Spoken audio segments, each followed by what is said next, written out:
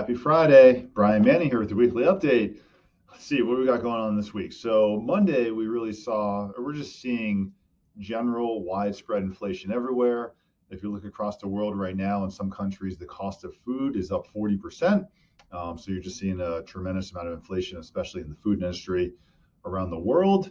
Tuesday this week, we said a lot of talk about real estate markets in the media this week and just a lot of negative talk. So I just want to throw something out there for color in the situation. So in the year that we're in right now, we're expected to see $2.6 trillion of new mortgage originations.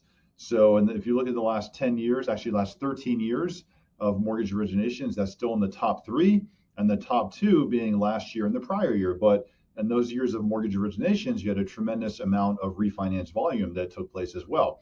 So if you look at 13 years of markets and you pull out last year and the year before, this year's origination volume is really expected to be one of the highest ranking ever. So you got to watch the negativity in the news because we're still seeing a tremendous amount of volume go through.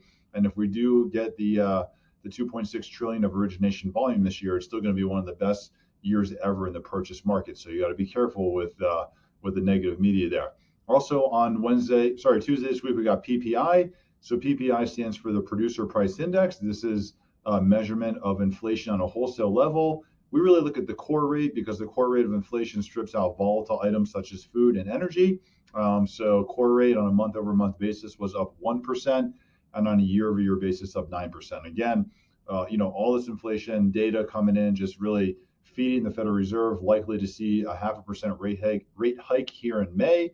Not necessarily a bad thing. They definitely need to do something to curb inflation. Historically, rate hikes over time will calm inflation, and it's going to be beneficial for mortgage rates. So PPI was really high. Wednesday this week, we had quiet news day. And then Thursday, we had a study released from Bank of America.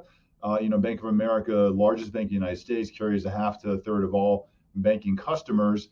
And their report shows that credit card debt is on the rise. So consumer spending is still up. Consumer spending is still really strong, but a lot of people not spending the cash that they have on hand. A lot of people using credit cards, and we're now starting to see a rise in credit card debt.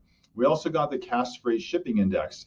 We talked about this a lot in 2019, leading into really what was the start of a recession in 2020 that all changed from the pandemic. But cash freight shipping index is a really strong leading indicator because it looks at goods being shipped around the United States. And cash shipping freight went from being up 3.6% to now being up 0.6%. So the shipping index is still up, but we have definitely seen it come down dramatically. And again, this tracks goods of new purchases being shipped around the United States. So we're starting to see some indicators there of a slowdown. For today, markets will close early for Good Friday. I do want to wish everyone a happy Easter, a happy Passover. I will be around all weekend. If you have any questions, give me a call. If you want to go through our strategic buyer consultation, call me on my cell phone or text me. You can reach out to me Saturday or Sunday. I'll be available both days. Hope you have a wonderful day. Talk with you soon.